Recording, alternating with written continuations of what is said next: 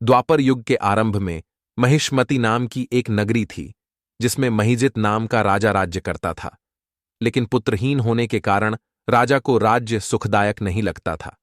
उसका मानना था कि जिसके संतान न हो उसके लिए यह लोक और परलोक दोनों ही दुखदायक होते हैं। पुत्र सुख की प्राप्ति के लिए राजा ने अनेक उपाय किए, परंतु राजा को पुत्र की प्राप्ति नहीं हुई।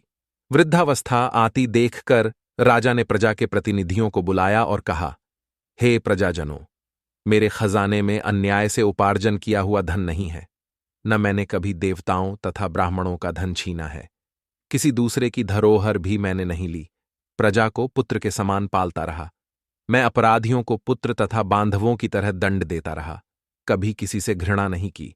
सबको समान माना है। सज्जनों की सदा पूजा करता हूं।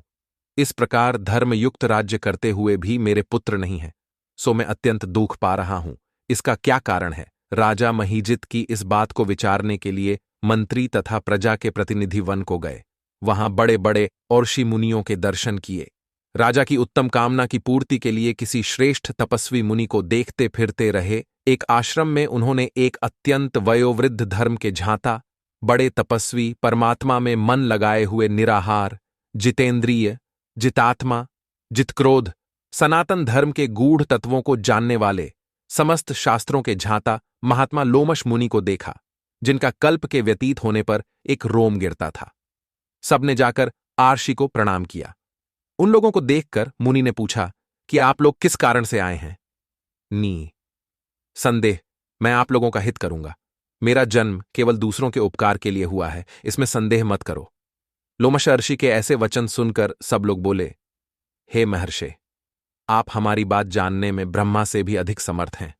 अथ आप हमारे इस संदेह को दूर कीजिए। महिष्मतिपुरी का धर्मात्मा राजा महिजित प्रजा का पुत्र के समान पालन करता है, फिर भी वह पुत्रहीन होने के कारण दुखी है। उन लोगों ने आगे कहा कि हम लोग उसकी प्रजा हैं, अथ उसके दुख से हम भी दुखी हैं। आपके दर्शन से हमें पूर्ण विश्वास है कि हमारा यह संकट अवश्य दूर हो जाएगा, क्योंकि महान पुरुषों के दर्शन मात्र से अनेक कष्ट दूर हो जाते हैं। अब आप कृपा करके राजा के पुत्र होने का उपाय बतलाएं।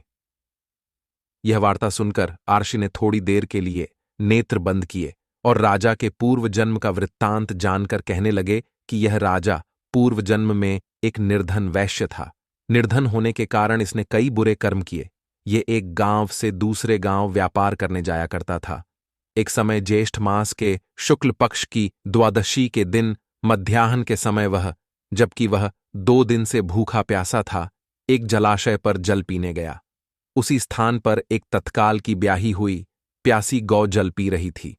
राजा ने उस प्यासी गाय को जल पीते हुए हटा दिया और स्वयं जल पीने लगा।